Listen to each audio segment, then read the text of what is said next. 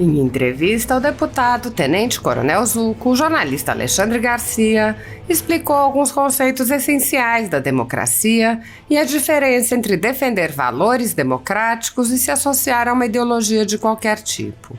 Questionado sobre as diferenças entre o governo Bolsonaro e o governo Lula, Alexandre Garcia iniciou explicando a necessidade dos brasileiros de terem uma figura de líder. O jornalista disse: mas essa mania, o povo brasileiro em geral precisa de um líder. Getúlio Vargas, Juscelino, Jânio Quadros, o Lula hoje é um líder e o Bolsonaro, que foi um líder que apareceu, que era escorraçado, detestado, era e é, pelos meus colegas jornalistas, porque a cabeça deles foi formada nessa faculdade que forma militantes ideológicos, e outra porque era militar e tem um preconceito de jornalista, de intelectual contra militar.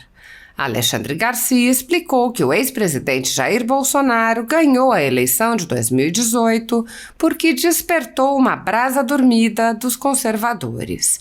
O jornalista enfatizou a necessidade de ter mais lideranças, sem concentrar em uma única figura e preocupar-se em mostrar quem é a maioria do país. Ele questionou: o que a maioria quer? A vontade da maioria, isso é democracia. Democracia não é a imposição da vontade da minoria. Democracia é a vontade da maioria. O jornalista lembrou que durante a pandemia as liberdades dos brasileiros foram suprimidas, mesmo sendo cláusulas pétreas de nossa Constituição. Garcia disse: o artigo 5º é cláusula pétrea e passaram por cima que nem um trator. Ele deu vários exemplos e afirmou: tudo isso tem que despertar o país para mostrar a força da cidadania. Alexandre Garcia afirmou: é outra coisa que a população tem que se dar conta. O Estado brasileiro está a serviço da população e não o contrário. A população não está a serviço do Estado, meu Deus do céu. A população não tem que sustentar um Estado inchado. Isso é democracia.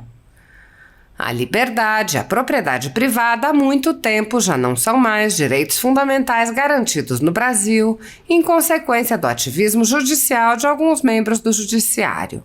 A renda da Folha Política e de outros sites e canais conservadores está sendo confiscada a mando do ministro Luiz Felipe Salomão, ex-corregedor do Tribunal Superior Eleitoral, com o apoio e respaldo dos ministros do STF Luiz Roberto Barroso, Alexandre de Moraes e Edson Fachin.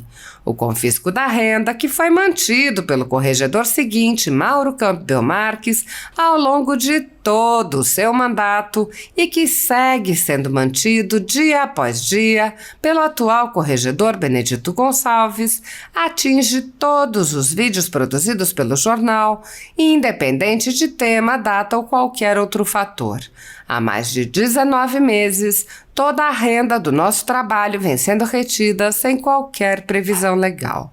Se você apoia o trabalho da Folha Política e pode nos ajudar a manter o jornal, doe qualquer valor à empresa Raposo Fernandes utilizando o QR Code que está visível na tela ou use o código Pix ajude@folhapolitica.org. Caso prefira, há a opção de transferência bancária para a conta da empresa Raposo Fernandes, disponível na descrição deste vídeo e no comentário fixado no topo. Com a sua ajuda, a Folha Política poderá se manter firme e continuar o seu trabalho. Pix ajude@folhapolitica.org. Assista. Bom, mas aí, para responder, né? Tem muita coisa da esquerda que é boa, mas não é boa. Não é bom, por exemplo, o regime que a esquerda quer. Sempre foi ditadura. Na União Soviética, na China, na Coreia do Norte, todos nós sabemos o resultado disso. Sempre teve dedo duro, denuncismo, isso é horroroso. Por outro lado, na direita, a gente vê também um fanatismo. Eu vi fanatismo igual ao da esquerda. Goberido Couto Silva, nosso conterrâneo de Rio Grande, foi o meu guru numa época. E o Goberi dizia assim: é como a ferradura. os dois extremos. A extrema-direita e a extrema-esquerda estão mais próximas entre si do que ambas em relação ao centro. E a gente vê os métodos iguais de extrema-direita e extrema-esquerda. O fanatismo, as verdades dogmáticas e de fé. Gente, verdade dogmática tira o raciocínio. Deus, o Criador, nos deu livre arbítrio. Ainda no domingo passado eu li Eclesiastes, lá no Mosteiro de São Bento, que dizia isso. Tem água e fogo, você escolhe. Tem bem e mal, você escolhe. Deus não se mete. Então, nós temos o livre-arbítrio. Então, não vamos ficar assim. O partido diz que eu tenho que pensar assim. A ideologia diz que eu tenho que pensar assim. Então, eu penso assim, não, decida por você. Seja dono de si próprio. E não permita que uma ideologia seja dona da sua cabeça. Governo Bolsonaro, e o que esperar deste governo que entrou? Meu Deus do céu. Bom, em primeiro lugar, é preciso considerar o seguinte: nós temos a mania aqui de ficar pendurados em grandes lideranças. Eu fui um dos adolescentes que olhava para o Jânio Quadros, meu Deus do céu, esse é o Deus. E acabou que aqui no memorial eu tive que segurar o Jânio Quadros para ele não cair na água, lá do espelho da água, que eu acho que no avião é de uma exagerada. E aí se puxa, né? Todo mundo é humano. Mas essa mania de o povo brasileiro em geral, não? O povo brasileiro em geral precisa de um líder. Getúlio Vargas era o líder, Juscelino, Jânio Quadros passou, mas marcou muito em São Paulo.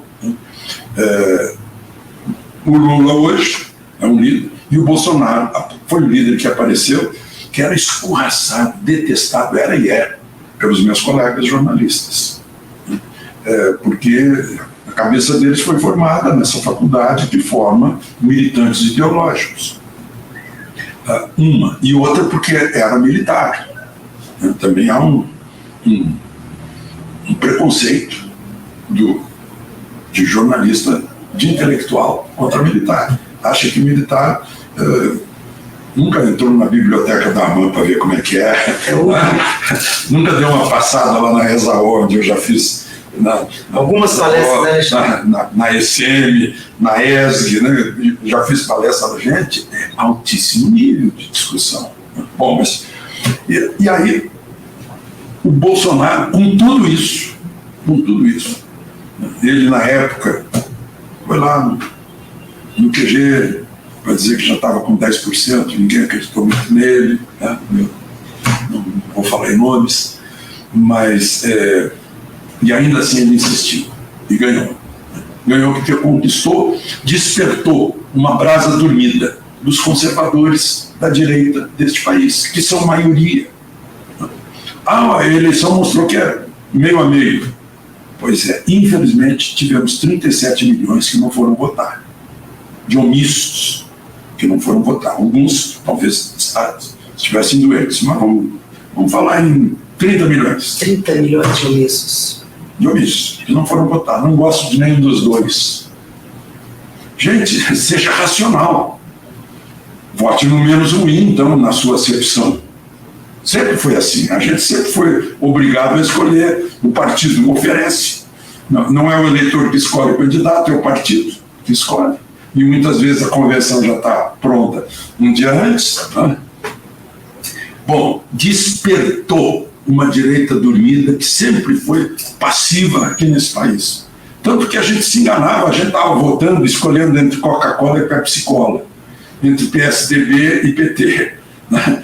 E a gente achava que PSDB era a direita e PT era a esquerda. Gente, né?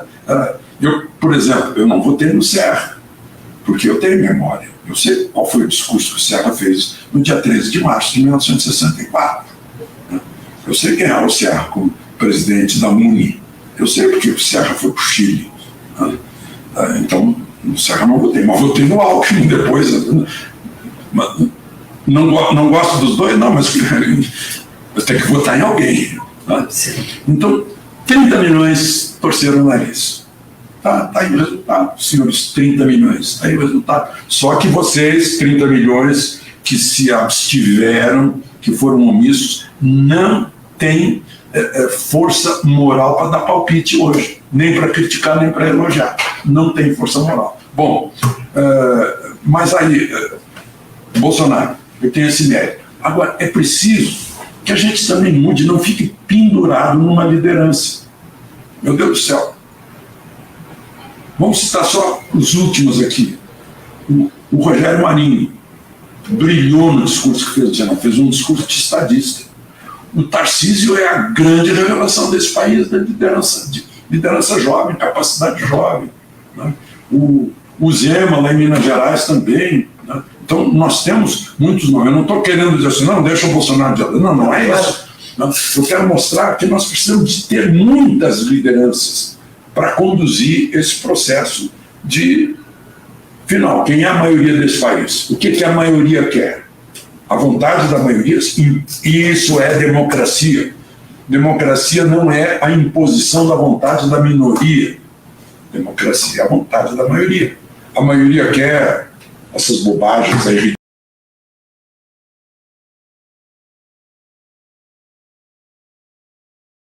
né, de desobediência ao direito de propriedade, que é a censura, que tem a liberdade. Liberdade durante a pandemia. Artigo 5º da Constituição é cláusula pétrea. Passaram por cima como um trator. Liberdade de reunião, direito de ir e vir, liberdade de culto.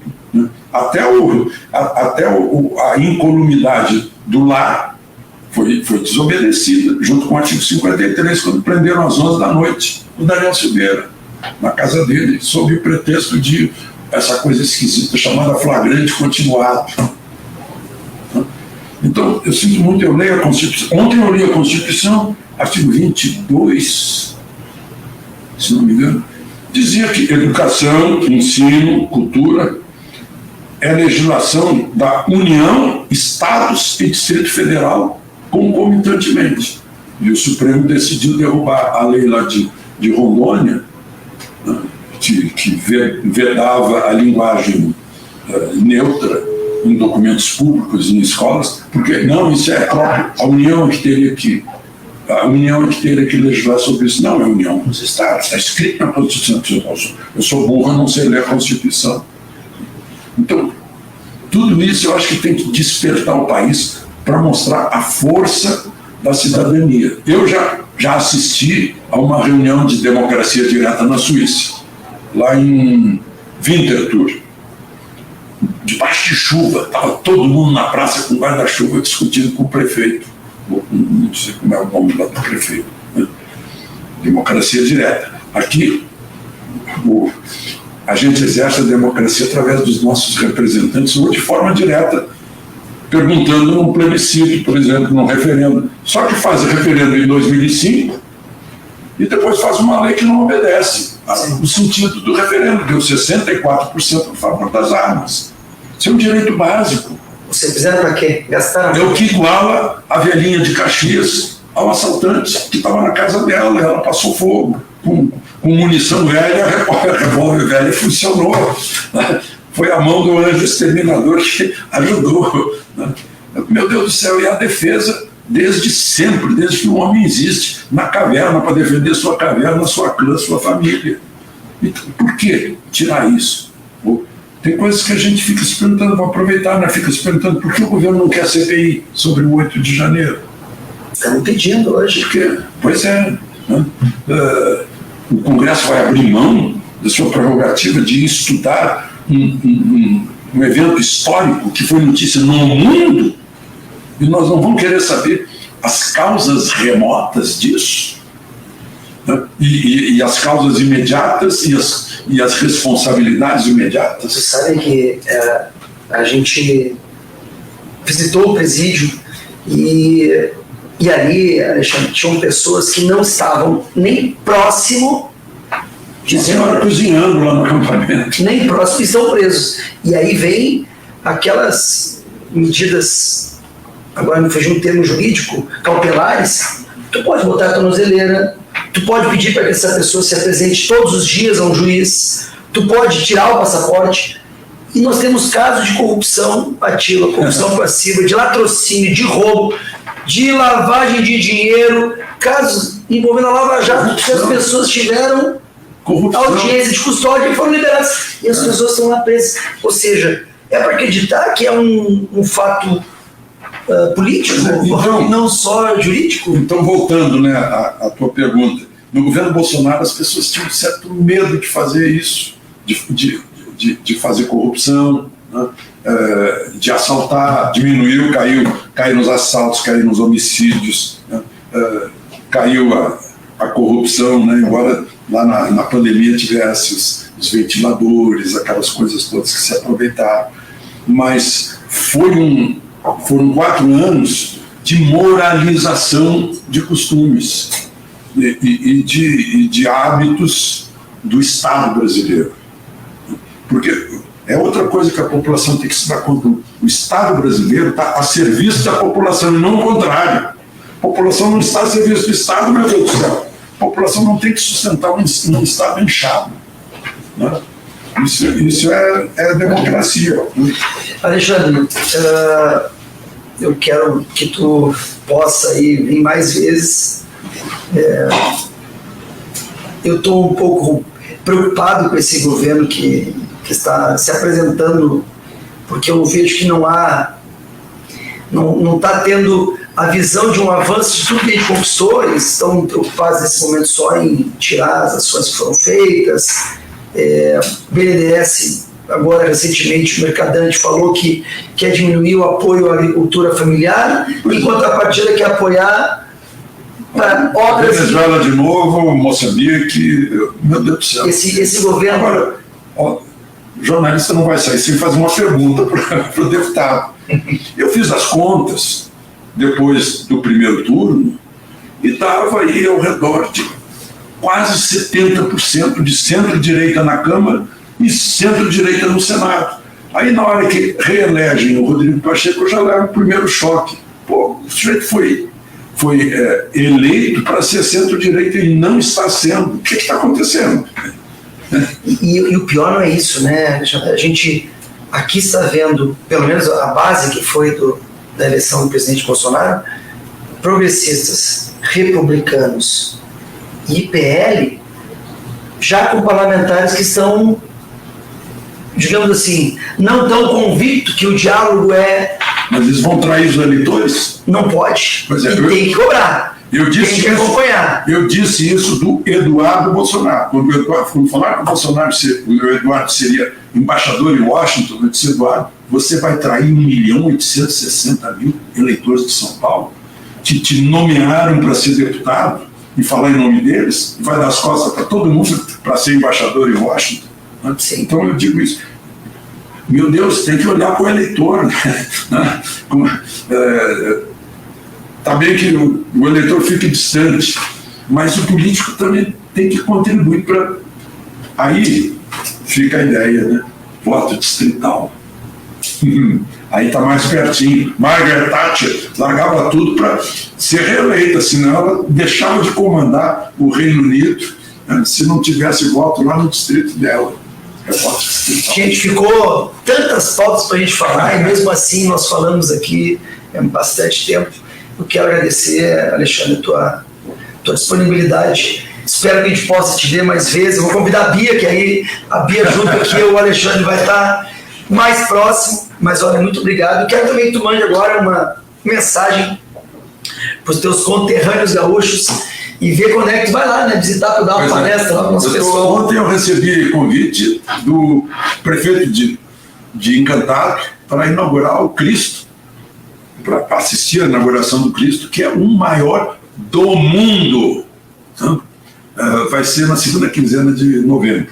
Mas antes disso, provavelmente eu vá de novo ao Rio Grande do Sul, vou lá na minha cachoeira, né? Mas sempre passo por Estrela, por Lajado, por Encantado, por Santa Maria, lugares em que eu vivi, né? E por Porto Alegre. E um abraço para todo mundo aí que me acompanha nas emissoras de rádio do Rio Grande do Sul, nos jornais do Rio Grande do Sul, né? na terça-feira de manhã no Vivo, de meia hora na Guaíba, entre 8 e 8h30. E aproveito para pedir que, para informar que todo dia eu estou falando aí uns 15 minutos sobre os acontecimentos do dia no meu canal no YouTube. Pessoal, vamos acessar o canal do YouTube Alexandre Garcia. Em Direita Brasil, começando com o pé direito, começando com um homem que realmente é a história do jornalismo nacional e que a gente vai ter aqui, e eu depois agora, em off, eu vou convidar ele para estar aqui. Olha, pelo menos várias oportunidades nós queremos trazer deputados, senadores, ministros, não só de direita, que eu quero também que ele dê uma apertada nesse pessoal da esquerda que fala demais e faz pouco. Alexandre, muito obrigado. Me dá um caneco do... E parabéns aos eleitores que tornaram esse deputado aqui o 01 em votação. Obrigado. Olha só, não temos ainda o Direito ao Brasil, mas está aqui, ó, Bastidores de Brasília. Ah, muito bom. Vamos também te levar nesse programa que é bem legal. Muito bom. Tá bom, Alexandre? Obrigado. Tamo junto.